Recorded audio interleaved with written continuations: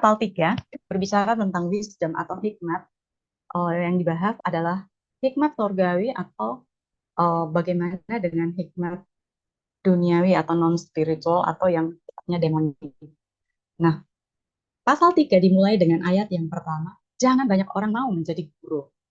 Nah, dengan tiba-tiba dari pasal 2 yang membahas tentang jangan memandang muka, tiba-tiba Yakobus berkata, jangan banyak orang mau menjadi guru. Sepertinya kurang nyambung, tetapi Pak Philip kemarin sudah menjelaskan bahwa sebenarnya di pasal yang kedua ayat 18 sudah dituliskan, Yakobus menulis itu, kamu berkata.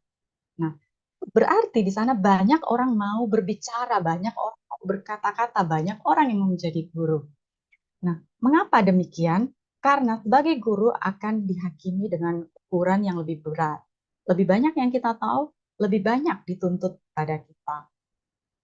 Ilustrasinya diberikan ada dua. Pertama, makhluk hidup, yaitu kuda. Kuda melambangkan kekuatan, kuda melambangkan juga senjata atau sarana peperangan pada waktu itu. Ya, kalau satuan tenaga disebut horsepower. Itu berarti kuda melambangkan satu kekuatan, tetapi kuda bisa dikendalikan oleh kekang, tali kekang. Kemudian berikutnya, ilustrasi yang kedua adalah kapal. Kapal merupakan sarana di laut.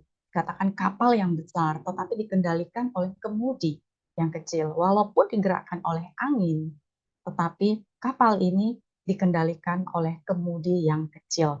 Di sini, kuda merupakan sarana di darat. Kapal dikatakan sarana di laut atau senjata maritim. Kemudian angin, berarti juga berbicara tentang udara. Nah, sehingga apa yang ilustrasi yang diberikan oleh Yakobus itu lengkap ya, seperti antimo, darat, laut, dan udara. Itu berbicara bahwa apa yang kita hadapi merupakan sesuatu yang bersifat holistik, menyeluruh ya. Dan kontras dari ilustrasi ini adalah benda yang besar tetapi dikendalikan oleh benda yang kecil. Berikutnya juga di pasal yang ketiga dilihat bahwa sebenarnya guru itu sesuatu yang sifatnya posisi yang ada di luar ya, eksternal. Jadi persoalannya bukan jangan menjadi guru atau tidak boleh menjadi guru, boleh saja. Tetapi apa yang sebenarnya tersirat atau terkandung di balik keinginan atau kemauan menjadi guru. Kenapa?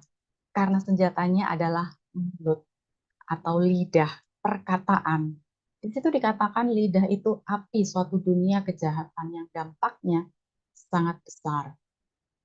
Dijelaskan pula bahwa mulut ini sebenarnya belum merupakan hal yang internal karena mulut merupakan saluran, sarana untuk menyampaikan perkataan. Nah, kata-kata, perkataan itu bersumber dari keinginan atau kehendak dari dalam hati. Sumbernya itulah yang merupakan keadaan internal. Ilustrasi yang diberikan sumber air, yaitu pohon, dan juga air. Sumber dari dalam hati berbicara tentang hikmat dan pengertian yang dikatakan pengertian atau hikmat yang dari atas, bukan yang dari dunia. Nah, kaitannya dengan pasal yang kedua dikatakan jangan memandang muka. Itu hasilnya komunal, dampak daripada satu komunitas. Nah, di pasal yang ketiga digali lebih dalam lagi berbicara tentang iman. Klausul yang disampaikan oleh Pak Philip 2 minggu yang lalu itu sangat bagus, berkata demikian. Iman itu bersifat personal, tetapi hasilnya atau implementasinya atau dampaknya, penerapannya itu selalu bersifat komunal. Demikian, kita serahkan kembali kepada Pastor Philip Chia untuk melanjutkan di pasal yang keempat. Terima kasih untuk kesempatan yang boleh diberikan bagi saya untuk melanjutkan kupas tuntas kita. Kita akan mempelajari secara singkat ya pasal 4. Jadi saya rasa saya sudah memberikan fondasi cukup baik di pasal 1, pasal 2. Jadi kita hanya kembali mereview jadi sekali lagi saya meletakkan fondasi cukup banyak di Yakobus pasal 1 dan pasal 2. Jadi pasal 3, pasal 4, pasal 5 kita udah bisa melihat polanya, patternnya dari Yakobus. Nah, kita masuk ke pasal 4. Pasal 4 ini dimulai dengan pertanyaan, ya kan? Dari manakah perang-perang? Nah, itu menarik ya saudara sekalian. Ada kata apa? Perang-perang. Dari manakah perang-perang? Dikatakan apa? Ada kata perang sama perselisihan, perkelahian, atau dibilang istilahnya perang bukan hanya perang, tetapi perkelahian. Saudara sekalian, melihat ketika kita melihat adanya perang-perang maupun perkelahian, kita teringat dengan, saudara sekalian, di dalam ayat yang ke-3 dan 4 dari pasal 3, ya kan? Ini tadi seperti katakan Ibu Afnita, ada, saudara sekalian, ini merupakan kuda. Apa itu kuda? Itu merupakan simbol dari perang, media perang yang ada di darat. Lalu berikutnya juga ada kapal. Kapal-kapal merupakan simbol dari peperangan yang ada di laut. Jadi perhatikan nggak saudara sekalian, ini berlanjut. Jadi Yakobus itu dia sampaikan sesuatu, kemudian dia tingkatkan lagi. Intensitasnya itu semakin lama semakin meningkat. Dan khususnya di dalam pasal 4, dia langsung mengatakan apa? Perang-perang. Tadi dia sudah sebutkan kuda-kuda seperti berperang di darat, lautan, dengan adanya kapal-kapal, peperangan di laut, dikatakan apa? Dari manakah perkelahian-perkelahian, peperangan-peperangan di antara kamu? Dan sekali lagi, Yakobus itu suka menggunakan pertanyaan retorik. Bukankah itu berasal dari mana, saudara sekalian? Dari keinginan-keinginan. Sekali lagi, ini diulang lagi, saudara sekalian. Jadi sebelum masuk kepada keinginan-keinginan, Yakobus itu sudah kasih tahu sumber. Iya kan, sumber. Kenapa kamu itu bisa ada perselisihan? Kamu kenapa bisa ada perkelahian? Kenapa kamu bisa ada, dikatakan apa? Kalau kita nyambung, ini semua nyambung dengan pasal 2. Kenapa kamu bisa adanya pilih kasih dan sebagainya? Kenapa? Karena kamu memiliki hikmat bukan dari atas. Nah, ini dia. 3 ayat 15. Jadi kuncinya di sini. Gitu, 3 ayat 15. Kuncinya di sini. Gitu. Karena kamu tidak memiliki hikmat dari atas. Kamu memilikinya apa? Hikmat dari dunia. Kamu memiliki hikmat natural atau tidak spiritual. Lalu berikutnya kamu memiliki hikmat dari iblis. Iya kan? Jadi makanya kamu memiliki peperangan-peperangan, dia bilang. Dan dia bilang, keinginan-keinginan kamu itu merupakan refleksi dari, sekali lagi, iman kamu itu, ini dia. Jadi keinginan-keinginan kamu ini merupakan refleksi daripada hikmat-hikmat yang kamu peroleh. Bukan hanya hikmat-hikmat yang kamu peroleh, tapi hikmat-hikmat yang kamu pupuk di dalam hatimu. Nah, itu dia. Dikatakan, ya saya langsung saja ya, cepat. Dikatakan, keinginan-keinginan kamu yang, sekali lagi pakai istilah peperangan, yang berperang di antara, apa saudara sekalian? Di antara dari bagian-bagianmu members. Nah, saya mau coba tanya ya kepada Pak Pontas. Oh, Pak Pontas masih bisa ini, Pak? Oh, kalau gitu Pak Jolion aja, Pak Jolion. Pak Jolion, silakan. Oh, Pak Jolion. Ya, Bapak ingat nggak di pasal 3? Pertama, eksternalnya itu apa, Pak? Pasal 3. Pasal 3 itu adalah guru, betul ya? Guru, ya. Iya, lalu berikutnya habis ke guru dia turun kemana? Turun ke penjelasan tentang mulut. Mulut, betul ya? Mulut atau apa, Pak? Kekang. Lidah. Di lidah, ya. Lalu berikutnya terakhirnya ini klimaksnya. Klimaksnya dikasih tahu, kamu sebetulnya kenapa mulut kamu nggak bisa kamu kekang? Kenapa mulut kamu itu berbahaya? Kenapa mulut kamu itu justru menimbulkan permasalahan? Kenapa mulut kamu itu, lidah kamu itu mendatangkan kutuk? Kenapa? Pak Julian, jawabannya apa?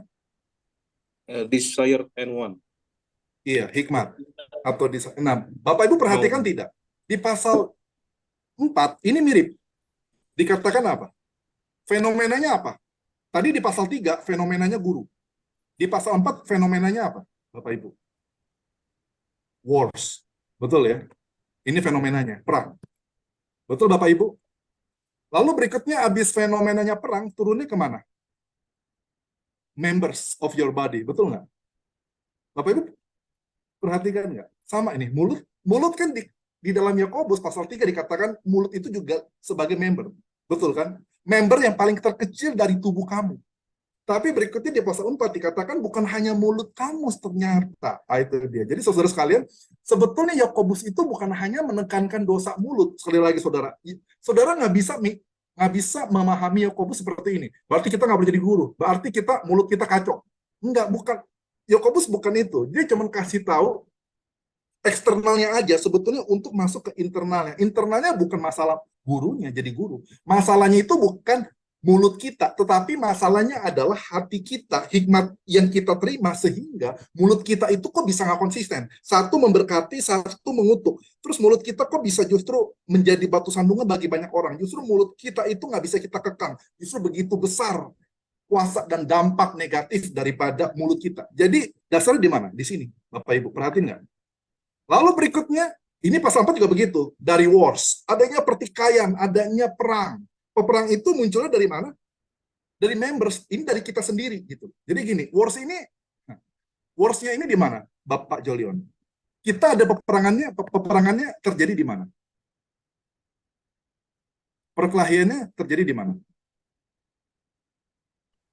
Dalam tubuh. Coba lihat ayat 1. Warsnya ini dulu. Dikatakan apa? Bapak Ibu lihat ya. Warsnya itu ayat 1 dibilangnya di mana?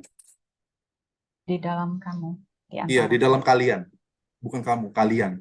Jadi apa? Warsnya ini terjadi secara apa? Komunitas. Ya kan? Community. Jadi kenapa bisa terjadi permasalahan di community? Karena itu akibatnya apa? Karena kita. Gitu loh, membersnya kita kan. Lalu berikutnya kenapa members kita bermasalah? Karena apa? Kita punya keinginan. Gitu loh. Iya, karena kita punya keinginan. Ya kan, ini keinginan kita pribadi. Betul ya? Jadi sekali lagi saudara sekalian, ini konsisten dari pasal 1, pasal 2, pasal 3, pasal 4. Yakobus itu konsisten. Meskipun iman itu bersifat pribadi, meskipun hikmat itu bersifat pribadi, meskipun keinginan itu bersifat pribadi, tetapi dampaknya itu bisa sampai komunitas. Komunitas itu bisa rusak. Jadi bukan hanya ini bersifat pribadi saja. Oke, memang ini bersifat pribadi, betul. Iman ini bersifat pribadi. Hikmat ini bersifat pribadi. Keinginan ini bersifat pribadi. Tetapi ketika kita hidup, itu meskipun itu bersifat pribadi, tetapi dampaknya itu bersifat komunitas. Itu akan menghancurkan semuanya. Nah, itu Bapak Ibu perhatikan ya. Yakobus ini konsisten. Dari pasal 1, pasal 2, pasal 3, dia selalu bilangnya sama. Pola cara dia menyajikan itu semua sama, semua saudara sekalian. Oke? Kita sudah paham ya dari sini ya. Kemudian kita masuk ke dalam pasal ini dia. Pasal 4 ayat yang kedua. Ya kan? Kalian mengingini, sekali lagi ada masalah apa? Ingin aku punya, makanya saya sering bilang, aku ingin begitu. Itu lagu apa ya? Doraemon kan? Aku ingin begitu, aku ingin begini. Ya, aku ingin begitu, aku ingin begini. Aku ingin begitu, aku ingin begini. Menariknya apa? Ini keinginan. Nah, itu masalahnya adalah apa? Keinginan, bukan masalah kita terima apa enggak terima gitu loh. Ya kan? Kita menginginkan, tetapi kita tidak memperoleh. Dikatakan apa, saudara? Karena keinginan kita, makanya kita apa? Kita membunuh. Sekali lagi, Yakobus pakai istilah ekstrim. Ingat ya Bapak Ibu? Seperti di pasal sebelumnya. Pasal-pasal sebelumnya. Masa dari keinginan saja kita nggak punya, masa kita membunuh? Enggak lah, kita nggak bunuh, palingan kita fitnah. Sekali lagi, filosofinya sama. Yakobus suka pakai kata-kata yang ekstrim. Seperti di pasal-pasal sebelumnya. Kenapa? Nah, alasannya sama. Makanya saya bawa dulu agak lambat pasal 1, pasal 2 supaya kita bisa mengerti sebetulnya cara penyampaian Yakobus seperti apa, cara pemikirannya, penyajiannya, penggunaan kata-katanya. Lalu dikatakan desire kan, kamu menginginkan, kamu nggak dapat, kamu membunuh. Dikatakan apa? Bahkan kamu cemburu. Ya kan, cemburu itu apa? Bersifat dengan keinginan. Kamu cemburu, kamu iri hati, tetapi kamu tidak dapat memperolehnya. Apa yang kamu lakukan? Ya kamu nggak membunuh sih, tapi kamu berantem. Berarti nggak berantem. Seperti di dalam ayat 1. Kamu berantem, kamu iri, kamu nggak dapet, akhirnya kamu berantem gitu. Kamu berantem. Ini dia. Desire itu kan bersifat tentang apa? Ibu Afnita, desire itu bersifat pribadi apa komunal? Pribadi. Pribadi. Tetapi ketika kita membunuh, itu kita membunuh diri sendiri apa membunuh orang lain? Orang lain. Itu jadi bersifat apa? Komunal. Komunal. Jadi saudara sekalian jangan pernah jangan pernah mengecilkan efek atau dampak dosa secara pribadi. Meskipun itu hanya keinginan, meskipun itu hanya hikmat, meskipun itu hanya iman. Karena meskipun itu bersifat pribadi, tetapi dampaknya selalu pasti ke komunitas. Pasti dampaknya ke orang banyak. Pasti, itu nggak mungkin enggak. Ya kan, jealous, iri kan? Iri itu bersifat pribadi apa bersifat komunitas? Menurut Pak Jolion? Kok pribadi jealous Pribadi. Tetapi ketika kita berantemnya dengan diri sendiri apa dengan orang lain? dengan orang lain? Betul. Selalu seperti itu, saudara. Jadi, saudara, hati-hati, kata Yakobus. Hati-hati. Hati-hati dengan diri kita. Makanya jadi dikatakan apa? Memang ada masalah eksternal nih. Kesannya masalah eksternal ini bersifat komunitas. Tetapi sebetulnya masalahnya itu di kamu. Pribadi, individu. Nah, itu dia kan. Dikatakan apa? Sekarang dikatakan apa? Kamu tidak mendapat. Yakobus bilang, oke lah, itu coba positif ya. Sekarang kita bahas ini nih, yang kuning-kuning. Kamu nggak dapat. Iya kan? Kenapa kamu nggak dapat? Bisa jadi karena kamu tidak meminta. Jadi saudara sekalian, ada beberapa hal kenapa Tuhan tidak menjawab doa kita. Menurut Yakobus, ya kan? Menurut Yakobus, yang pertama adalah kamu tidak mendapat karena kamu tidak meminta. Jadi ada berkat yang Tuhan sediakan kepada kita kalau kita meminta. Tapi ada juga berkat yang Tuhan sediakan kepada kita, meskipun kita nggak minta pun Tuhan juga kasih. Nah itu dia ya, beda ya. Jadi di sini adalah konteksnya, Yakobus mengatakan ada berkat yang Tuhan sudah sediakan, memang Tuhan akan berikan kepada kamu kalau kamu minta. Jadi makanya jangan berhenti berdoa. Jangan pernah berhenti untuk meminta kepada Tuhan. Karena ada berkat di balik permintaan yang sungguh-sungguh di hadapan Tuhan. Nah itu dia. Dikatakan, tetapi dia bilang, nah ini dia, ada pertanyaan, ini ada yang menarik. Mungkin kamu berdoa, mungkin kamu meminta. Mungkin kamu berdoa, tetapi kamu tidak menerima.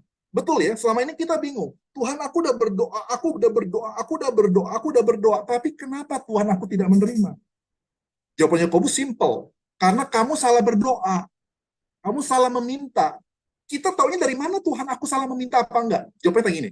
Ketika kamu berdoa, kamu ingin menghabiskan diri kamu untuk keinginan-keinginan apa bukan? Ketika kamu berdoa, kamu lebih fokus kepada keinginan-keinginan kamu apa pada keinginan Tuhan? Itu dia jawabannya simple. Kebanyakan dari kita, saya nggak bilang semua ya, tapi kebanyakan dari kita ketika kita berdoa, kita bukan mencari kehendak Tuhan, tapi kita memaksakan kehendak kita. Seringkali ketika kita berdoa, kita bukan meminta petunjuk apa yang Tuhan inginkan, tapi seringkali kita tunjukkan Tuhan, ini Tuhan yang aku inginkan. Jadi kita meluangkan kepada keinginan kita. Bukan berarti keinginan kita salah ya, enggak. Tetapi doa itu, ini dia saudara sekalian. Saya waktu hari Minggu kemarin ya. Minggu kemarin itu saya khotbah di Kelapa Gading sama di Season City. Dan ini menarik ini. Saya mau sharingkan. Ini mungkin agak sedikit, harusnya nggak begitu berat sih.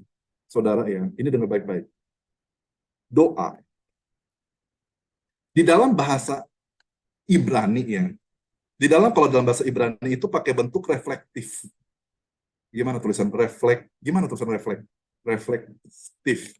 Reflektif apa refleksif? Nggak tahu lah. Pokoknya gitu ya, refleks ya, saudara, reflektif.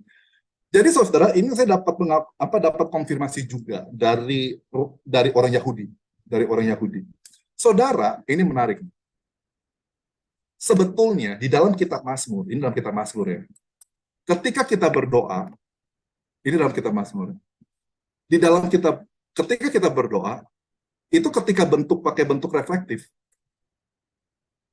Sebetulnya apa saudara sekalian? Doa sebetulnya itu harusnya mengubah diri kita sendiri. Kita yang berdoa, tapi itu bersifat reflektif. Kita yang berubah ketika kita berdoa. Bukan kita meminta Tuhan berubah ketika kita berdoa. Itu keliru Bapak Ibu.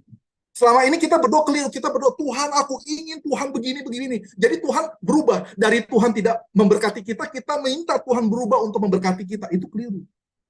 Tuhan tidak akan pernah memberkati Bapak Ibu kalau Bapak Ibu tidak berubah dulu. Nggak mungkin. Jadi Bapak Ibu harus diubahkan dulu ketika berdoa bersama dengan Tuhan.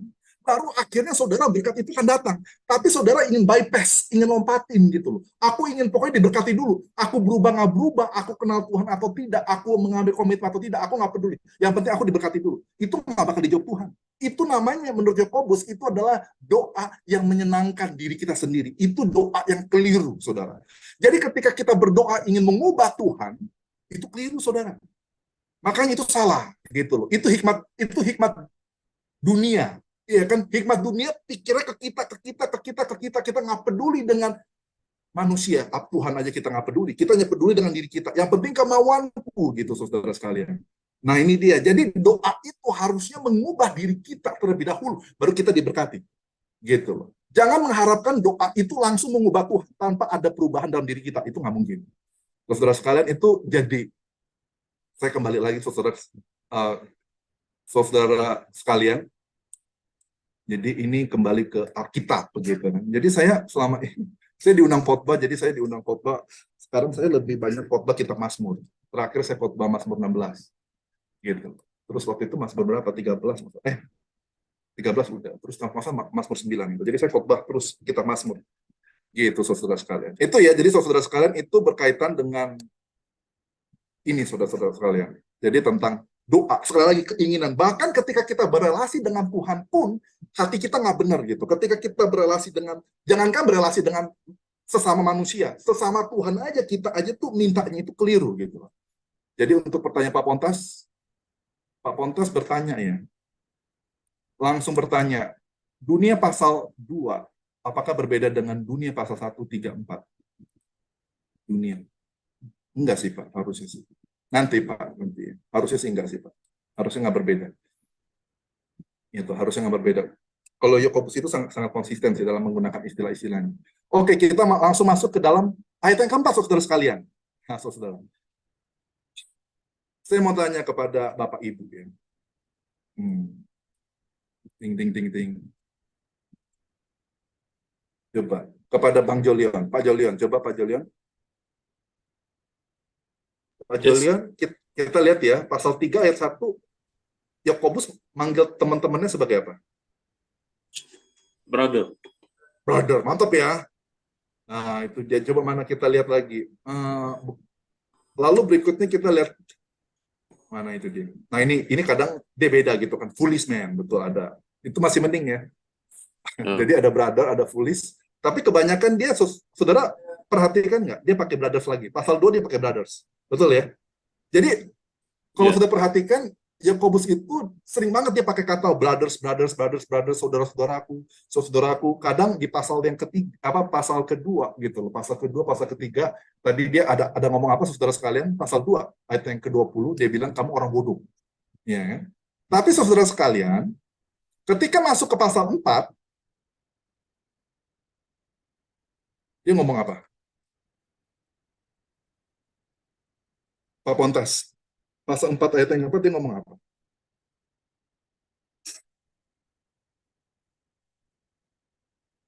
Pak Pontas hilang. Begitu saya minta Pak Jolion.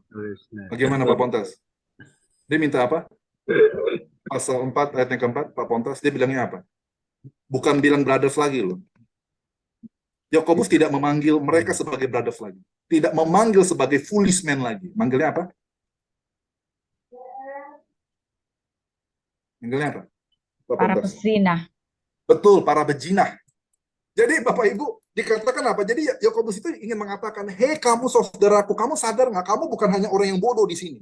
Tapi kamu bukan hanya memiliki masalah secara intelektual, secara logika, secara pikiran, tapi kamu juga masalah secara rohani.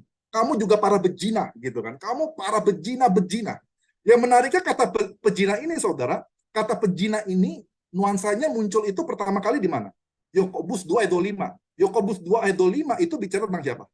Rahab. Bayangkan Bapak Ibu, bayangkan ya. Jadi Yakobus mengatakan, lihatlah Rahab. Dia seorang wanita. Pertama, dia wanita. Yang kedua, dia bangsa kafir. Lalu berikutnya yang ketiga, dia itu adalah siapa Bapak Ibu? Statusnya adalah bejina. 3 itu. Tetapi meskipun dia ada 3, dia ada masalah gender, ada masalah etnis, dan ada masalah apa Bapak Ibu? Ada masalah status. Tetapi meskipun dia ada 3 masalah ini, tetapi dia lebih baik daripada kalian. Daripada kita semua. Kenapa? Kenapa dia lebih baik daripada kalian? Menurut Yakobus, kenapa? Karena dia memiliki hubungan personal yang baik, yang benar. Dia memiliki iman yang benar, dia memiliki hikmat yang benar, dia memiliki personal dia yang benar. Wah, itu dia saudara sekalian. Bahkan saudara sekalian, Rahab yang adalah wanita lebih baik daripada saudaraku, saudara Yakobus yang pria. Bahkan Rahab yang adalah bangsa kafir lebih baik daripada teman-teman bangsa saudara-saudara Yakobus orang Israel. Bahkan orang-orang Israel ini yang tidak pernah berzina, bahkan lebih buruk hidupnya daripada Rahab yang benar-benar dia adalah pezina. Kenapa? Karena adalah berzina secara rohani. Kita tahu dari mana? Kamu berzina, ya kan? Kamu, hai para pezina. Ini keras loh. Bukan hanya dibilang foolish man, ayat yang keempat meningkat. Saudara sekalian, Yakobus itu makin lama makin meningkat. Ngomongnya makin kasar. Dia bilang, hai para pezina, tidakkah kamu tahu? Jawabannya iya. Bahwa pertemanan, persekutuan dengan dunia adalah permusuhan dengan Allah. Saudara perhatikan nggak ada kata pertemanan dengan dunia. Di dalam Yakobus 2 ayat 23, siapa yang disebut sebagai temannya Tuhan? Siapa disebut sebagai temannya Tuhan? Abraham. Abraham disebut sebagai temannya Tuhan. Tetapi dikatakan apa? Menarik ya. Abraham sebagai temannya sebagai temannya Tuhan, tetapi keturunannya sebagai temannya dunia. Saudara perhatian ya, kata dunia muncul lagi saudara ya, seperti di dalam Yakobus pasal 3. Hei, kamu ada hikmat dunia. Kamu ada hikmat dunia.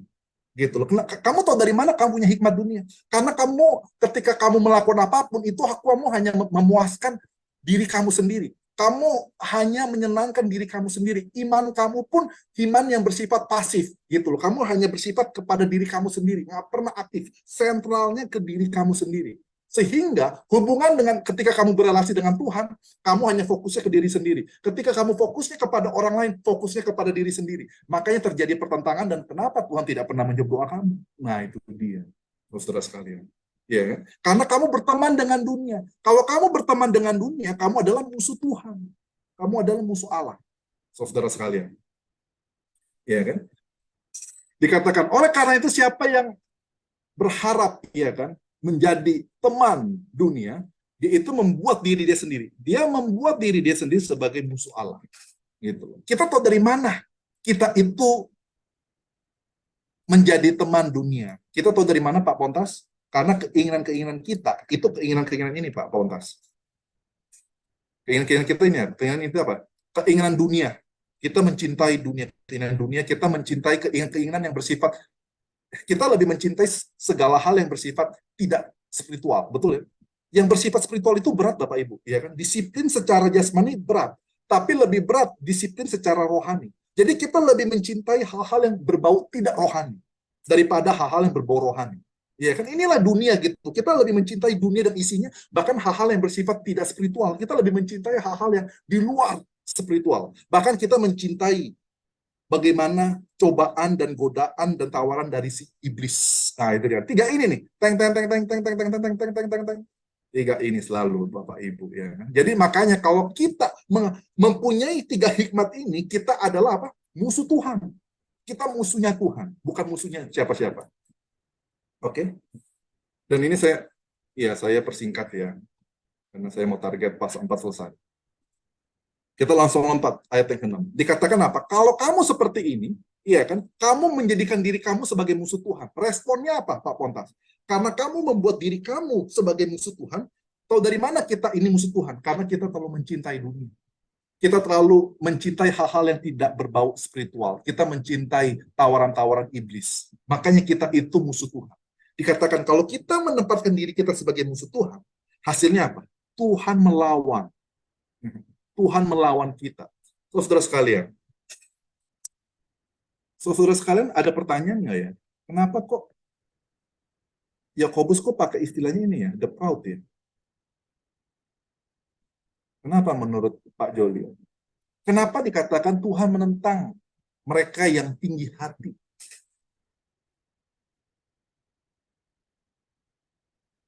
Kenapa ya tiba-tiba kok jadinya ya dari masalah mereka pezina secara rohani, tapi kok tiba-tiba mereka jadi ini ya, menjadi tinggi hati ya?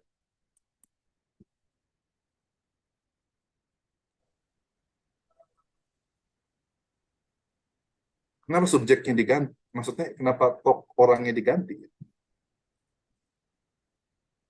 Kenapa nggak dikatakan Tuhan menentang orang yang berzina, ya kan? Atau kenapa nggak dikatakan Tuhan menentang orang yang cinta diri sendiri? Kenapa ya? Pasal 2 menghakimi Bapak. Pasal 2 menghakimi. Maksudnya gimana tuh, Pak? Maksudnya ada orang-orang yang menghakimi dengan sombongnya mengatakan menilai orang lain. Lalu kemudian pasal 5 juga bicara tentang orang kaya. Di pasal sebelumnya juga ada bicara tentang orang kaya. Jadi ada seperti kemegahan-kemegahan sendiri. Ya itu menurut saya, Pak. Terima kasih, Pak. Jadi saudara sekalian, tidak selalu orang yang tinggi hati itu orang kaya loh ya. Nah, itu dia menarik. Bapak Ibu harus hati-hati ya. Tidak selalu orang yang tinggi hati itu orang kaya. Dan tidak selalu orang kaya itu tinggi hati, enggak. Gitu loh. Ini Yakobus itu dengan jelas gitu. Dia bukan bicara tentang status sosial, tapi dia bicara tentang keadaan hati. Gitu. Dan dia mengatakan apa?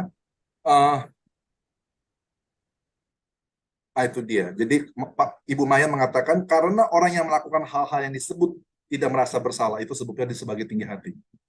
Itu betul, Ibu. Jadi saudara, itu betul, Bu. Itu betul. Itu betul. Itu betul sekali, Bu. Itu observasi yang baik. Nanti saya akan itu penting. Kenapa dia pakai kata tinggi hati? Sekali lagi kita pegang kata-katanya Bu Mayan ya. Jadi orang yang tinggi hati itu susah terima masukan. Orang yang tinggi hati itu susah untuk diberikan nasihat. Orang yang tinggi hati itu susah untuk belajar. Nah, kenapa saudara sekalian? Karena dia itu memiliki hikmat dunia, memiliki hikmat natural diri sendiri maupun hikmat secara dari iblis. Iblis kan jelas-jelas tinggi hati begitu kan. Nah, ini menarik saudara sekalian. Ini ya. Ini ada sekedar sharing aja sih. Saya waktu itu lihat ada orang yang sharing itu mengatakan begini. Bedanya iblis dengan kita apa, Bapak Ibu? Bedanya iblis dengan kita adalah kita itu sama-sama, persamaannya kita dengan iblis sama-sama sombong. Tapi bedanya adalah iblis itu sudah di surga dulu, dia sombong. Ya kan? Dia sudah di surga dulu, dia sombong begitu. Terus dia jatuh kan. Tapi kita sombong sebelum masuk surga. Belum masuk surga aja, belum lihat Tuhan aja udah sombong. Gitu. Wah, itu berat banget itu. Jadi itu bedanya iblis dengan kita. Jadi kita lebih parah daripada iblis. Kita belum lihat surga aja udah sombong begitu kan. Kita belum, ya itu dia kacau. Kita belum lihat surga aja kita udah sombong. Nah itu dia. Dan cilakanya adalah apa? Iblis yang sudah di surga karena sombong dia dikeluarkan dari surga. Kita yang sombong bahkan kita mau masuk surga, iblis saja dikeluarkan dari surga, kita mau masuk surga lagi. Itu kan cilaka 13 itu loh. Nah, itu dia. Jadi ini saudara, kita lihat ya, the proud ini. Nanti ini penting, betul Bu Marbun. Ini bagus nih Bu. Ibu katakan mana ini? Aku saya masuk sini ya. Oke, saya hapus dulu ya. Tadi Ibu Marbun mengatakan karena yang sombong itu dikatakan apa? Susah kata Ibu Marbun. Susah untuk mendengarkan, untuk belajar, untuk berubah. Perhatian nggak Bapak Ibu? Kenapa Yakobus itu bisa keras di dalam suratnya? Karena apa? Karena mereka, perhatiin nggak? Yakobus itu kan keras ya kata-katanya. Keras kata-katanya. Kenapa? Karena kenapa bisa keras? Harus lihat dulu Bapak Ibu. Makanya saya kadang ketika Bapak Ibu tanya, saya nggak jawab dulu. Karena Bapak Ibu harus lihat dulu semuanya, baru ngerti jawabannya. Kenapa Yakobus bisa keras? Kata-katanya bisa lugas begitu. Karena apa? Mereka adalah orang yang sombong. Begitu. Mereka orang yang sombong. Jadi susah gitu di ngomongin baik-baik, di konseling baik-baik, susah. Karena mereka pasti akan membela diri dan mereka susah terima masukan. Bahkan mereka akan menyerang balik. Maka itu Bapak Ibu, solusinya apa? Solusinya apa? Karena ini orang sombong, jadi ini bukan hanya masalah dosa, tapi ini dosa plus sombong gitu. Bukan hanya masalah dosa hati, bukan hanya dosa iman, bukan hanya dosa apa gitu. Tapi ini bukan hanya dosa apa namanya membeda-bedakan, tapi ini dosa itu semua plus sombong itu loh.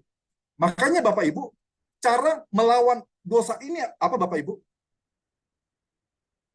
Submit. Tunduk dulu kepada Tuhan, karena kamu terlalu sombong. Kamu itu nggak bisa kemana-mana, kamu harus tunduk dulu di depan Tuhan. Bapak Ibu perhatiin ya, Bapak Ibu perhatiin nggak ada yang aneh? Nah, saya mau tanya nih kepada Pak Pontas. Pak Pontas, kenapa ya ayat yang ke-7 itu dibilangnya apa? Kamu tunduk dulu. Betul ya Pak Pontas ya? Tunduk submit. Betul Pak Pontas? Tuh. Lalu berikutnya ayat yang ke-8. Mendekat kepada Tuhan. Betul ya, mendekat. Lalu berikutnya ayat yang ke-8, bersihkan. Betul ya. Ayat yang ke-9, kamu meratap. Betul ya Bapak Ibu? Betul ya Pak Pontas? Nah, saya mau tanya Pak Pontas, bukankah ini harus kita bilang dulu, kita meratap dulu, kita sedih dulu, baru kita datang kepada Tuhan. Betul nggak Pak Pontas? Ya, Harusnya ini ayat 9 ini kan yang pertama dulu, harus ditaruh di sini dulu. Kenapa ayat 9 nggak taruh di sini? Ayo. Karena kalau nangis dulu atau meratap dulu itu namanya air mata buaya. Dia Kenapa air mata menangis buaya? karena dia menangis untuk memenuhi keinginannya, meminta Tuhan memenuhi keinginannya. Dia mengasihani diri sendiri. Tetapi kalau dia sudah tunduk kepada Allah, dia sudah mendekat kepada Allah, baru dia bisa sadar dosanya.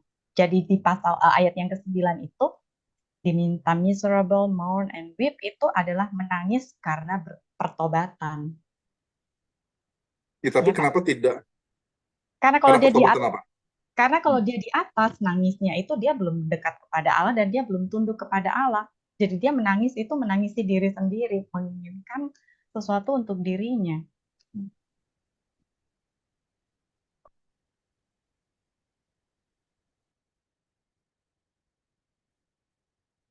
Jawabannya sih ada dua sih. Kalau Ibu Afnita mengatakan dia menangis untuk dirinya, kalau di atas bisa saja sih. Bisa saja sih ya, dia nangis untuk dirinya segala macam. Karena dia Tetapi belum tunduk kepada Tuhan dan dia belum mendekat kepada Tuhan, betul. berarti Nah hatinya itu belum diubahkan betul. oleh Tuhan. Nah, itu jawabannya. Jadi gini, karena ini Bapak Ibu perhatiin nih, bahkan susunannya, kenapa ayat 7 duluan, kenapa harus submit dulu, harus flee dulu, harus draw near dulu, cleanse dulu, miserable dulu, mourn dulu, sama weep dulu, baru humble, itu ada maksudnya loh. Karena ini, perintah ini untuk orang apa? Untuk orang-orang yang proud. Jadi untuk orang yang proud, dia nggak akan mungkin bisa nangis dulu. Dia nggak mungkin. Dia harus datang dulu di hadapan Tuhan, dia harus merendahkan diri dia di hadapan Tuhan, dengan usaha dia untuk merendahkan diri di hadapan Tuhan, baru Tuhan ketika hajar dia, baru dia nangis gitu. Tapi nggak mungkin tiba-tiba orang yang proud ini dia nangis di depan Tuhan, nggak mungkin. Harus ada proses ini dulu. Dia harus submit dulu. Nah ini dia. Jadi Bapak Ibu ingat ya, kalau Bapak Ibu merasa diri sombong, ini ada beberapa hal Bapak Ibu. Ini kalau Bapak Ibu merasa diri mungkin firman Tuhan Yakobus mengingatkan saudara, oh iya saya sombong gitu. Saya sadar nih kayaknya sombong. Jadi ini langkah-langkahnya. Langkahnya jangan dibolak-balik. Yang pertama, submit dulu kepada Tuhan. Submit dulu. Itu ketika kita submit kepada Tuhan itu nggak mudah loh. Jadi submit ini, istilah submit itu seperti ketika istri submit kepada pria. Itu di dalam Alkitab. Jadi submit itu nggak mudah begitu bagi seorang wanita untuk menundukkan diri dia di hadapan pria, di hadapan suaminya itu nggak mudah. Tapi bagaimana dengan kesadaran dia, dengan ego dia merendahkan diri. Wah itu berat. Jadi pertama kamu paksa diri kamu lawan diri kamu. Itu dia Bapak Ibu. Kamu lawan diri kamu untuk kamu submit dulu depan Tuhan. Ketika kamu submit Bapak Ibu, jawabannya apa? Kamu harus melawan. Melawan siapa Pak Pontas? Melawan siapa? yang jahat. Yang jahat. Yang jahat ini siapa Pak? Setan. Ya saya coba Pak. Menurut Bapak, ketika kita sombong, ketika kita angkuh, ketika kita punya keinginan dunia, itu bersifat kita pribadi atau ada setannya? Coba jujur, Bapak. Ada setannya. Ada setannya ya. Bapak Ibu ini menarik. Bapak Ibu dengar baik-baik ini, catat baik-baik. Ketika saya meneliti kitab Yakobus, dulu saya berpikir, bukankah keangkuhan itu bersifat pribadi? Betul ya? Tapi enggak loh. Ketika kita bisa menjadi keangkuhan, proud, jawabannya apa Bapak Ibu? Kita punya 3 hikmat ini. Kita punya hikmat dunia, kita punya hikmat yang bukan spiritual, dan kita punya hikmat iblis. Tiga-tiganya masuk kita. Jadi Bapak Ibu, setiap hari kita melawan 3 ini. 1, 2, 3. Jadi ketika kita sombong, kita melawan 1, 2, 3. Melawan 3 hikmat sekaligus. Jadi Bapak Ibu harus tahu, ketika kita peperangan yang paling besar itu bukan peperangan eksternal, tetapi peperangan secara internal. Karena apa? Selalu gitu dunia mengatakan begini dan begitu. Bilang kenapa kamu seperti ini? Kamu itu mendapatkan lebih baik. Kamu harusnya lebih lebih indah, kamu itu harusnya lebih berhasil, kamu itu harusnya lebih diberkati. Dan iblis pun akan berkata seperti itu. Kamu kenapa mau direndahkan seperti itu? Kamu kenapa mau dibilangin seperti itu? Kamu harus lawan, kamu harus argue, kamu harus begini. Nah, ini dia. Jadi Bapak Ibu, saya sadar loh, saya baru sadar. Bukan baru sadar sih, udah sadar ketika saya baca Yakobus ini bulan-bulan yang lalu, tahun lalu. Kalau ternyata ketika kita ada satu dosa, itu mungkin satu dosa aja gitu, dosa kesombongan. Itu tiga hal itu terlibat loh. Tiga hikmat itu. Hikmat dunia, hikmat unspiritual, maupun hikmat dari iblis. Itu langsung tiga-tiganya nyerang. Makanya Bapak Ibu, dikatakan apa? Kita itu harus submit diri kita. Kita harus mengalahkan diri kita dengan menempatkan diri kita di bawah Tuhan. Begitu gini Bapak Ibu, harus submit dulu kepada Tuhan. Jangan lawan iblis tanpa submit. Bapak Ibu, jangan dibalik ya. Jangan kita lawan iblis dulu. Jangan langsung apa-apa, hajar iblis. Enggak, bos. Kadang-kadang masalahnya di lu gitu loh. Masalahnya di kamu. Masalahnya di kamu mau nyerang iblis yang sama-sama pembuat masalah. Kamunya masalah, iblisnya masalah, kamu mau ngusir sama-sama pembuat masalah. Nggak mungkin bisa. Jadi kamu selesaikan dulu masalah di kamu. Kamu selesaikan dulu masalah di kamu dengan apa? Selesaikan masalah di kamu, submit dulu kepada Tuhan, submit dulu. Diri kamu submit dulu, baru kamu melawan. Kalau kamu nggak submit, kamu mau melawan, nggak akan bisa. Adanya kamu kepahitan, adanya kamu kekecewaan, adanya kamu kemarahan, adanya perang. Kalau kamu nggak submit kepada Tuhan dengan melawan iblis, wah itu kacau itu. Jadi kamu harus submit dulu, baru kamu bisa melawan. Kita harus melawan iblis gitu loh. Jadi ini bukan hanya melawan diri sendiri, tapi melawan iblis. Bapak Ibu perhatikan ya, kalau kita ada kekecewaan, kepahitan, keangkuhan, itu lawan itu bukan hanya diri sendiri, tapi juga iblis. Dan dunia, bukan hanya melawan dunia, iblis, tapi juga melawan diri kita sendiri. Itu tiga macam sekaligus. Bapak Ibu. Makanya Yakobus ini sangat keras begitu kan. Kamu submit dulu, kamu melawan. Dikatakan apa? Kamu melawan, dan dikatakan apa Pak Pontas? Dia akan melarikan diri dari kamu. Kesimpulan apa Bapak Ibu? Selama kita masih menyenangkan diri kita sendiri, selama kita doa untuk diri kita sendiri, selama kita masih suka pilih kasih, selama kita masih suka membeda-bedakan orang, selama kita masih suka iman kita pasif, dikatakan apa? Bapak Ibu, kesimpulannya apa? Iblis itu dekat dengan kamu loh. Dia bilang, iblis itu dekat dengan kamu itu temannya iblis. Iya kan? Sama punya iman yang pasif, sama-sama pengacau di dalam gereja, sama-sama angkuh, ya kan, sama nih, dia nggak kabur Bapak Ibu. Jadi iblis itu dekat banget dengan kita. Jadi kita harus lawan supaya dia kabur. Kalau kita nggak lawan, dia nggak bakal kabur. Kalau kita nggak bertobat, dia nggak bakal kabur. Dia akan terus di sini bisikin kita. Kalau ketika kita ada konflik dengan pasangan kita atau dengan rekan kita, langsung tuh iblis bilang, wah, iya kan, bukan hanya hati kita yang panas secara pribadi, tapi iblis bisikin kita juga. Dia dekat. Iya kan, dia dekat ketika kita lagi panas, dia dekat ketika kita lagi kesal, dia dekat ketika kita lagi sakit hati, dia dekat sekali Bapak Ibu. Tapi harus kita lawan supaya dia kabur. Dia akan kabur, tapi nggak langsung pergi Bapak Ibu. Langsung bilang, oh Tuhan, aku berasa ini iblis mengintimidasi aku. Aku berasa iblis kayaknya mencoba mengacaukan aku. Dalam nama Yesus, engkau sekarang pergi. Nggak langsung pergi Bapak Ibu. Dia bilang, dia akan pergi. Nggak tahu kapan Bapak Ibu. Mungkin dia pura-pura pergi, nanti balik lagi. Iya kan? Udah kita tangking iblisnya, kita pergi mungkin, pura-pura pergi, iya kan? Tapi nanti 1 jam lagi mulai pikiran negatif muncul, mulai kegelisahan muncul, iblis dekat lagi. Lawan terus Bapak Ibu, lawan. Tapi sebelum lawan, submit dulu Bapak Ibu. Gitu kan? Jangan lawan tanpa submit. Pertama submit, lalu berikutnya yang kedua apa? Lawan. Maka dia akan kabur. Lalu berikutnya yang ketiga apa Pak Pontas? Dekat dengan Tuhan. Lu jangan lawan tapi nggak dekat sama Tuhan, percuma. Di mana kekuatan kita, di mana kuasa kita kalau kita hanya lawan tapi tanpa ada Tuhan? Enggak. Kamu harus dekat kepada Tuhan. Kamu dekat kepada Tuhan, dan dikatakan apa Pak Pontas? Dan dia akan mendekat kepada kamu. Berarti kesimpulannya apa selama ini Bapak Ibu? Kalau kita balik, kalau dia nggak submit, kalau dia tetap jadi sombong, kesimpulannya apa? Iblis jauh dari Tuhan. Iya, dia jauh dari Tuhan, dan iblis dekat dengan dia, deket. Kita jadi, makanya ngerti nggak Bapak Ibu? Ketika dia bilang apa? Ngerti nggak Bapak Ibu? Ketika dia ngomong apa? Kamu itu menjadi teman dunia dan menjadi musuh Tuhan. Make sense kan, Bapak Ibu? Karena selama kita belum bertobat, selama kita masih belum bertobat, iblis itu nggak akan kabur dari kita. Kita akan jadi temannya iblis. Bahkan dikatakan apa? Tuhan itu jadi musuh kita. Karena Tuhan itu belum dekat dengan kita. Jadi ini dosa kita yang membuat Tuhan itu jauh daripada kita. Makanya ketika kita melawan iblis, kita harus datang mendekat kepada Tuhan. Begitu. Kita datang mendekat kepada Tuhan. Iya kan?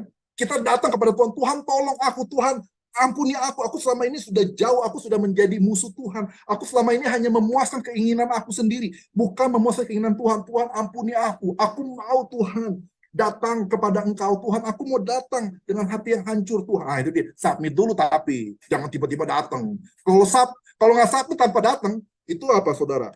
Itu kayak tukang pajak gitu ya. Rentenir, Tuhan, kita maunya Tuhan datang dekat kepada kita untuk berkati kita. Iya kan, jadi tukang sulap begitu loh, atau dukun. Tuhan berkati gua harus begini. Kita dekat kepada Tuhan ketika ada maunya. Iya kan, kalau nggak ya Tuhan kabur. Maksudnya Tuhan gue nggak berdekat sama lu, nggak bisa. Kita harus submit dulu, submit, lawan iblis, baru kita dekat, gitu kan, mendatang. Itu jadi kita dekat kepada Tuhan bukan untuk menggunakan Tuhan, tapi kita dekat dengan Tuhan supaya kita digunakan Tuhan, kita dipulihkan Tuhan. Bukan untuk kita mengubahkan Tuhan, tapi kita dekat dengan Tuhan supaya kita diubahkan. Tuhan, aku ingin Engkau dekat dengan aku. Bukan keinginanku yang dekat dengan aku. Bukan dunia aku yang dekat dengan aku. Bukan pemikiran aku yang dekat dengan aku. Bukan semua kenikmatan-kenikmatan dekat dengan aku, tapi aku ingin Tuhan yang dekat dengan aku. Tapi submit dulu. Kalau nggak submit nggak bisa, gitu ya. Jadi makanya Bapak Ibu, perhatiin nggak? Alkitab ketika tulis nih, kenapa submit dulu, lawan, kemudian draw near, itu bukan sembarangan, dia ada gitu loh, diinspirasikan oleh Roh Kudus. Itu ada maksudnya. Makanya kita belajar kupas tuntas. Kita kupas secara tuntas supaya kita mengerti kenapa ini disebutkan dulu. Kenapa harus pakai kata ini? Kita tahu semua. Kenapa kerangkanya pasal 1, pasal 2, pasal 3, pasal 4 seperti ini. Kita sekarang ngerti semua. Karena kita mengupas tuntas. Bukan mengupas terbatas. Kita mengupas tuntas. Oke, kita lanjutkan. Lalu berikutnya, saudara sekalian, setelah kita mendekat kepada Tuhan, dikatakan apa, saudara sekalian? Kita membersihkan tangan kita, gitu kan? Membersihkan tangan kita, gitu kan? Kita membersihkan tangan kita, perbuatan kita, gitu. Ya kan? Jadi ketika kita udah submit, kita udah lawan, dan akhirnya kita bilang, Tuhan, gue mau tinggalin semua. Nah, itu barulah di sini ada mulai tindakan pertobatan begitu ya. Ya kan? Jadi tindakan pertobatan ini membersihkan tangan itu nggak mungkin terjadi kalau kita nggak submit dulu kepada Tuhan, nggak mungkin. Kalau kita tidak tunduk dulu kepada Tuhan, maka tidak akan ada kita mau membersihkan tangan kita. Adanya justru kita mau mengisi tangan kita. Dan dikatakan apa, Pak Pontas? Bersihkan tangan kamu. Dikatakan apa, Pak Pontas? Siapa ini orangnya, Pak Pontas? Pendosa. Pendosa, Pak. Tadi dikatakan sebagai pejina-pejina, sekarang pendosa-pendosa. Bukan brothers lagi. Kamu sadar. Kamu itu meskipun teachers, tapi kamu itu adalah pejina-pejina. Meskipun kamu teachers secara rohani, tetapi kamu adalah pendosa-pendosa. Dan dikatakan apa, Pak Pontas? Bukan hanya kamu membersihkan tangan kamu, eksternal kamu. Tangan kan eksternal ya, Bapak Ibu ya. Members, betul nggak Bapak Ibu? Kembali ke sini. Iya kan? Members, part, betul ya? Betul ya Bapak Ibu? Bukan hanya kita membersihkan hands kita, members kita, eksternal kita, tetapi kita membersihkan apa, Pak Pontas? Ini, teng. Kembali lagi hati kamu. Tapi hati kamu nggak bakal bisa dibersihkan kalau kamu tidak submit kepada Tuhan. Hati kamu nggak bakal bisa dibersihkan kalau kamu nggak lawan iblis. Kamu harus lawan iblis. Bukan berarti bilang, Tuhan ini kan hatiku bisa pribadi. Enggak. Iblis itu akan berusaha mengacaukan hati kamu. Iblis itu akan mencoba memanipulasi hati kamu. Tapi kamu harus lawan. Baru ketika kamu lawan, supaya bisa bersihkan hati kamu gimana? Kamu dekat dengan Tuhan. Karena kalau nggak dekat dengan Tuhan, gimana mau bersihinnya? Nggak mungkin. Dekat dengan Tuhan. Iya kan, biarlah dikatakan apa? Hati itu dibersihkan kembali, perhatiin nggak? Masuk kembali lagi ke hati, internalnya, ya kan? Bapak perhatian nggak? Ada masalah secara eksternal, intinya ternyata itu dari permasalahan internal. Tapi solusi tampaknya eksternal itu juga harus didasari dari internal juga, begitu Bapak Ibu. Dikatakan ini dia, bukan hanya pejina, bukan hanya orang berdosa, tetapi apa? Double-minded. Nah, orang ini adalah orang-orang yang double-minded gitu loh. Kenapa ini disebut sebagai double-minded? Ini mengingatkan kita Yakobus 1 ayat 8. Kenapa dia pakai Yakobus 1 ayat 8? Saudara pelajari sendiri. Karena kita tidak akan mungkin bisa menyelesaikan semua. Oke, Bapak Ibu. Kenapa dia pakai double minded? Saudara pikirkan sendiri. Oke, lalu berikutnya ketika hati kita disucikan, ya kan disucikan. Baru ketika hati kita disucikan, purify. Ketika hati kita disucikan, Bapak Ibu, Pak Pontas, baru akhirnya kita bisa apa? Kita bisa meratap. Meratap yang sungguh-sungguh dari pertobatan. Bukan meratap karena kepepet. Bukan meratap karena mau minta hati Tuhan. Belaga begitu. Enggak, kita benar-benar hancur. Karena kita ini. Urutannya jelas dulu Bapak Ibu, jelas. Jadi kita merasa bersalah, kita merasa hancur, kita meratap dan kita menangis. Dan kita ketawa gitu kan. Kita tadinya ketawa, tapi sekarang kita bilang, Tuhan, sekarang ketahuan aku segala macam, aku tahu aku berdosa, aku salah Tuhan. Hati aku udah berubah dan aku sekarang meratap di depan Tuhan. Dan kita bukannya meratap, tetapi apa? Kita kembali apa? Kita merendahkan diri kita. Udah kita meratap, udah rendah, kita merendahkan diri lagi. Tuhan, aku merendahkan diri aku di depan Tuhan. Dan dia, Tuhan akan mengangkat kita. Jadi bukan kita yang mengangkat diri kita sendiri, tapi Tuhan yang mengangkat kita. Jadi Bapak Ibu nggak usah mengangkat diri saudara sendiri, nggak usah. Tuhan yang akan mengangkat saudara.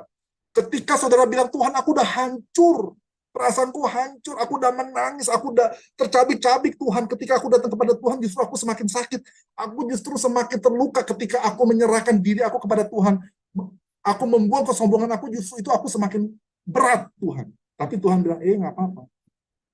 Nanti aku akan mengangkat engkau. Tuhan yang akan memulihkan kita. Bukan kita yang memulihkan diri kita. Bukan keadaan yang akan memulihkan keadaan kita, tetapi Tuhan yang akan memulihkan keadaan kita. Tuhan akan mengangkat kita. Nah, ya kan selesai kan Pak Pontas ya? Ini bersifat secara apa? Pribadi kan? Betul ya, submit, resist, draw near. Betul ya Bapak Ibu ya? Gitu Bapak Ibu, betul ya Pak Pontas? Ini bersifat pribadi kan? Betul ya? Ya. Nah, tapi bersifat pribadi, baru akhirnya apa? Kalau kamu udah selesaikan diri kamu secara pribadi, baru kamu bisa selesaikan masalah kamu secara komunitas. Perhatiin nggak? Habis pasal 10 kita bahas Oleh karena itu dia bilang, jangan kamu pakai brothers lagi nih, pakai brothers. Kalau kamu udah ayat 7 sampai 10 kamu udah bagus, kamu makanya jangan kamu berkata buruk dengan yang lain deh, jangan deh. Jangan. Jangan kamu berkata buruk, jangan fitnah, jangan menghakimi, nggak perlu kamu, nggak perlu. Nah, itu dia. Iya kan? Jadi kalau kamu hati kamu udah bagus, internal kamu udah bagus, kamu pasti akan bisa melakukan ini. Jangan berkata gitu loh. Iya kan? Jangan menghakimi. Nah, oke, sampai sini Bapak Ibu kita lanjutkan ya. Nah, itu dia. Jadi saudara pelajari sendiri ini ayat 11 sampai 12. Oke, tapi intinya seperti itu. Jadi selesai masalah pribadi, kemudian masuk ke selesaikan masalah pribadi bersama dengan Tuhan. Nanti itu kita akan bersama dengan selesaikan masalah kita bersama dengan orang lain. Jangan lagi gitu.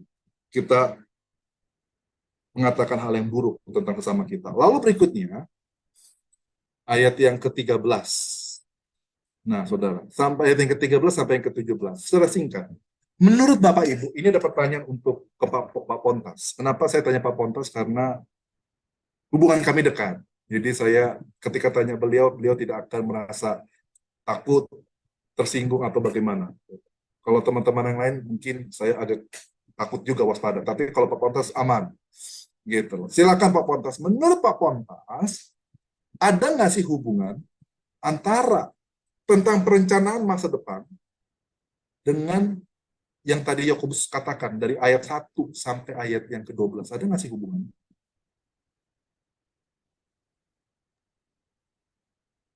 Kan Ya. ayat pasal 4 Ya. itu kan bicara tadi tentang masalahnya adalah tentang pertikaian di antara kita. Pertikaian di antara kita. Jadi kita harus, itu masalahnya itu karena diri kita sendiri, internalnya. Kita banyak maunya gitu. Kita banyak keinginan. Jadi bagaimana selesaikan dulu internal kamu, baru kamu selesaikan eksternal kamu. Tiba-tiba udah bahas tentang komunitas, internal, keinginan. Tiba-tiba kok ada bahas tentang perencanaan. Nyambung nggak sih? Tentang mau hidup di mana, bikin usaha di mana, itu nyambung nggak menurut Pak Pontas?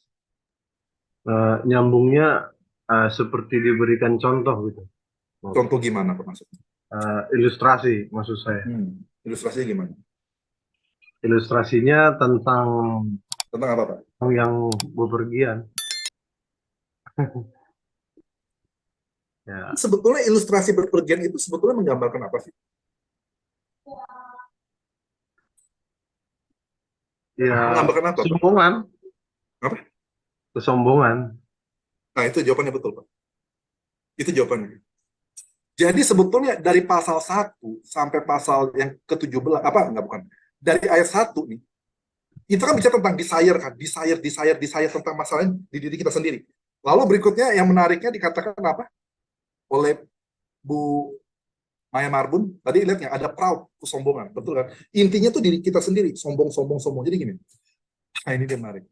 Ketika kamu ada kesombongan, ada masalah internal, itu bukan hanya menghancurkan komunitas kamu, ya kan? Ada peperangan, ya kan? Adanya masalah, kamu jadinya ketika kamu ada masalah dengan diri kamu sendiri, adanya kesombongan, maka kamu mengatakan hal yang buruk kepada sesamamu. Tapi bukan hanya kesombongan itu bukan hanya akan menghancurkan komunitas kamu, tapi ujungnya dikatakan apa, Bapak Ibu? Itu sebetulnya menghancurkan diri kamu sendiri secara pribadi.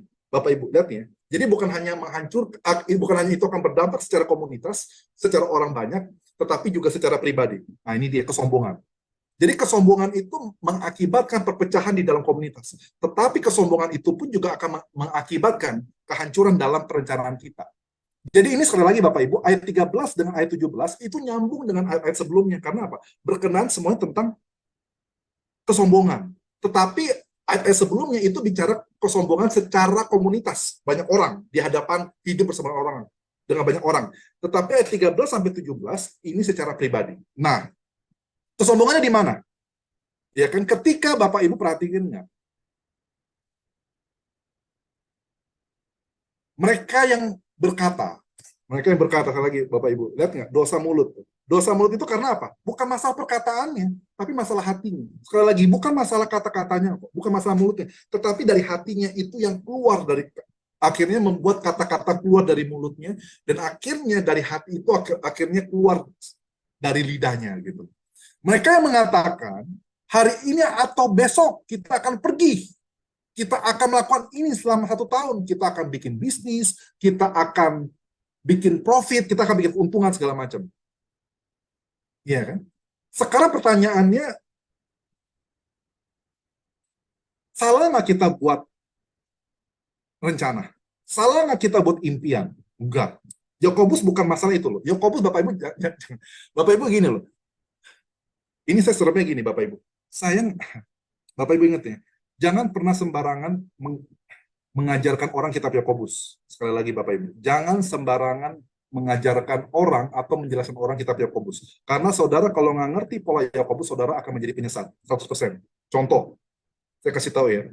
Maka saya bilang kitab Yakobus itu harus Bapak Ibu hati-hati. Kalau saudara nggak hati-hati, nanti saudara bilang, oh kita berarti nggak boleh jadi guru. Oh berarti dikatakan apa? Lidah itu jahat. Yakobus bukan maksud ini loh. Terus saudara bisa bilang, oh ini berarti kita nggak boleh apa? Kita nggak boleh buat rencana. Yakobus itu bukan maksudnya ini. Jadi gini Bapak Ibu, Yakobus itu seringkali kasih eksternal, tapi masalahnya itu bukan eksternal. Jangan jadi salahin eksternalnya, bukan. Tapi Yakobus mengatakan eksternal ini ada masalah nih. Tapi masalahnya bukan di eksternal, tapi masalah di mana? Di internal. Di internalnya apa? Karena kamu tidak melibatkan Tuhan. Bukan masalahnya kamu itu nggak buat apa? Bukan masalahnya itu kamu nggak boleh buat rencana. Bukan masalahnya itu kamu nggak boleh buat keinginan. Bukan. Kamu itu bukan masalahnya. Kamu itu nggak boleh buat profit atau segala macam. Enggak. Kamu boleh, tetapi kamu melibatkan Tuhan, iya kan? Kamu mengatakan apabila Tuhan berkehendak. Itu jadi kesimpulannya apa? Kamu melibatkan Tuhan. Kalau kamu tidak melibatkan Tuhan di dalam perencanaan kamu, di dalam pemikiran kamu, di dalam perkataan kamu itu sombong. Dan Tuhan menentang orang sombong. Makanya rencana kamu nggak pernah berhasil. Kenapa? Karena kamu tidak pernah melibatkan Tuhan. Sekali lagi, Bapak Ibu ya, konteksnya. Ayat yang ke berapa? Pasal yang keempat. Mana ini? Pasal yang keempat mana tadi itu? Tuhan menentang orang yang sombong. Pantesan rencana kita nggak pernah berhasil. Kenapa doa-doa kita nggak pernah dijawab? Karena kita sombong, Bapak Ibu. Nggak pernah dijawab. Kenapa kita ini sombong? Makanya Tuhan itu lawan kita. Justru kita mengharapkan justru dihancurkan. Kenapa? Karena kita sombong. Makanya Tuhan hancurkan gitu rencana kita. Oh itu saya sering banget, Bapak Ibu. Jadi ini ayat yang ke-13 sampai ayat 17 pribadi, mohon maaf ya. Bukan ya, saya nggak mohon maaf ke siapa-siapa sih. Saya udah bertobat dalam Tuhan. Ini ayat 13 sampai 17 ini bicara pribadi kepada saya gitu. Saya itu kalau bicara tentang rencana, Itu udah rencana itu begitu fix gitu. Sepertinya Tuhan itu tidak perlu dilibatkan. Tuhan hanya nonton saja. Tuhan, kau nonton saja Tuhan. Rencanaku sudah mantap. Tapi Tuhan hancurkan semua gitu. Rencana saya, pemikiran saya habiskan. Dan akhirnya saya sadar gitu. Di tahun 2020, tahun 2021, saya kaget itu. Semua rencana yang saya sudah buat dihancurkan semua sama Tuhan. Dan akhirnya saya bertanya, Tuhan kenapa? Tuhan bilang, karena ketika kamu buat rencana, kamu tidak membiarkan aku yang memutuskan rencana kamu itu untuk berjalan apa enggak. Tapi kamu ingin yang memutuskan. Jadi ingat Bapak Ibu, kata Amsal, manusia merencanakan, betul ya? Manusia merencanakan, tetapi Tuhan yang menetapkan. Tuhan menetapkan langkah-langkah orang. Dan kamu buat rencana, tapi kamu tidak bersedia Tuhan menetapkan langkah kamu. Wih, saya terpukul sekali. Saya sampai, Tuhan kau benar. Saya itu bahkan buat rencana itu saya bisa buat opsi A, B, C, D. Saya kasih semua. Opsi dari A sampai D saya kasih Tuhan. Tuhan, ini 4 opsi saya kasih Tuhan. Tapi Tuhan bilang, saya nggak mau semua opsi kamu. Saya mau buat opsi yang baru yang sama sekali kamu belum pernah pikir. Saya mau buat opsi yang baru sama sekali kamu nggak pernah rencanakan. Yang kamu tidak pernah bayangkan. Dikasih opsi baru sama Tuhan. Saya kaget, saya syok. Dan saya pengen ini yang ditetapkan. Kaget saya. Dan akhirnya saya bersyukur. Setiap rencana yang saya buat itu gagal, ketika saya marah sama Tuhan, itu menunjukkan itu kesombongan saya. Karena saya menetapkan rencana saya, bukan Tuhan. Tapi ketika saya bisa bersyukur, mengatakan Tuhan, saya bersyukur rencana saya gagal, meskipun saya nggak ngerti rencana Tuhan apa, tapi pikiran Tuhan lebih tinggi daripada pikiran saya, dan saya hidup, biarlah saya rendah hati di hadapan Tuhan. Menerima rencana Tuhan. Meskipun saya belum melihat rencana Tuhan lebih baik, tapi saya hidup dengan iman dan saya hidup dengan rendah hati. Tuhan, rencanamu meskipun aku tidak bisa jelaskan, tapi saya mau hidup seperti itu. Itu berat Bapak Ibu. Ya, kan? Karena kita hidup di dalam kerendahan hati. Kita tobat, kita submit dulu depan Tuhan. Submit dulu Bapak Ibu, submit dulu. Ya, kan? Dikatakan apa? Ini nyindir nih Pak Jolion. Ini nyindir ya. Nyindir nih Pak Jolion. Nyindirnya di mana Pak? Ya. Apabila engkau berkata, apabila Tuhan menghendaki, kita dikatakan apa Bapak Ibu? Kita akan apa? Kita akan hidup. Betul ya Pak Jolion? Betul Pak Jolion? Hidup? Betul ya? Iya. Pak, padahal ayat 13 kita bilang apa? Kita nggak bilang hidup loh, kita bilang apa? Kita akan pergi. Kita akan melakukan ini. Kita akan bisnis. Kita akan bikin profit. Nggak ada bilang hidup. Makanya Yakobus bilang, lu jangan pikir lu akan pergi. Hidup aja lu belum tentu hidup. Kalau lu nggak hidup, gimana lu mau pergi? Kalau lu nggak hidup, gimana lu mau bisnis? Dibilangin, lu jangan mikirin lu mau kayak ini. Hidup aja lu belum tentu hidup lu. Iya kan, makanya dia bilang kan, kamu sadar dong. Lu hidup aja belum tentu bisa hidup lu. Lu ngapain buat, besok gua akan pergi ke sini. Besok aja lu bisa bangun aja dan bersyukur. Itu Yakobus itu benar-benar nemplak gitu loh. Kamu itu sombong sekali gitu loh. Kamu yakin kita akan bikin profit, kita akan bikin untung. Hidup aja kamu belum tentu bisa hidup besok. Ya kan, kalau Tuhan tidak mengizinkan. Iya, kalau Tuhan mengizinkan kita akan hidup, barulah kita akan begini. Tapi hidup dulu. Tuhan dulu izinkan. Gitu. Mantap, saya pikir ini. Wow, ini luar biasa. Gitu loh. Dan ditutup ayat 17, Pak Jolion ya. Oleh karena itu, kepada semua yang mengetahui untuk berbuat baik, tetapi tidak melakukannya, ini adalah dosa. Tapi ini bukan berkaitan dengan apa ya? Dengan yang nggak jelas gitu loh. Maksudnya ini tentang, bukan berarti kita harus membantu orang. Betul, kita membantu orang, tetapi ini lebih berkaitan dengan apa? Tentang itu. Iman, tentang hikmat, dan juga tentang mengalahkan diri sendiri itu loh. Mengalahkan hikmat dunia, mengalahkan hikmat pribadi dan mengalahkan hikmat iblis. Nah itu dia. Ini konteksnya begini. Jadi Bapak Ibu, makanya Yakobus itu paling sering disalah tafsirkan oleh orang banyak. Itu saya kesel gitu. Makanya nggak apa-apa kan. Makanya Bapak Ibu ambil kupas tuntas. Jadi Bapak Ibu kalau benar-benar bisa mengerti Yakobus itu jadinya tuh dari pasal 1 pasal 4 itu semua nyambung semua. Nyambung. Oh iya nyambung. Jadi nggak terpotong-potong gitu. Nggak nafsirkan ini secara terpisah-pisah, kayaknya kok nggak nyambung. Nggak, semuanya nyambung semua begitu. Jadi begitu Bapak Ibu tentang Yakobus pasal 4 kita sudah selesai. Sekali lagi kita tidak bahas lebih detail seperti bagaimana, tapi ini saya cuma kasih tahu secara overview ya. Overview pasal 4, dan ini bagaimana pasal 4 ini nyambung dengan pasal 3, pasal 2, pasal 1 nyambung. Jadi saudara sekalian, minggu depan kita akan masuk. Saya minta Bapak Ibu ini mempelajari Yakobus pasal 5. Nah, itu dia. Ini banyak. Ini pasal 5 ini saya mau kasih tahu deh Bapak Ibu. Ini menarik. Ini ada hubungannya nggak Bapak Ibu? Pasal 5 dengan pasal 2. Ada hubungannya nggak Bapak Ibu? Pasal 1, pasal 2, pasal 3, pasal 4. Ada nggak hubungannya? Bapak Ibu, jawabannya ada. Betul ya? Pasal 1 ada mengatakan orang yang kaya, orang yang miskin. Betul ya Bapak Ibu ya? Betul. Dan pasal 2, Yakobus mengatakan kepada siapa? Ada 3 jenis orang. Siapa aja? Tim kaya, tim penilai, sama tim siapa? Tim miskin. Betul ya? Perhatikan Bapak Ibu. Pasal 5 dia bicara tentang orang yang kaya. Teng, teng, teng, teng, teng, teng, teng. Dibahas tuh. Selesai kan? Kemudian,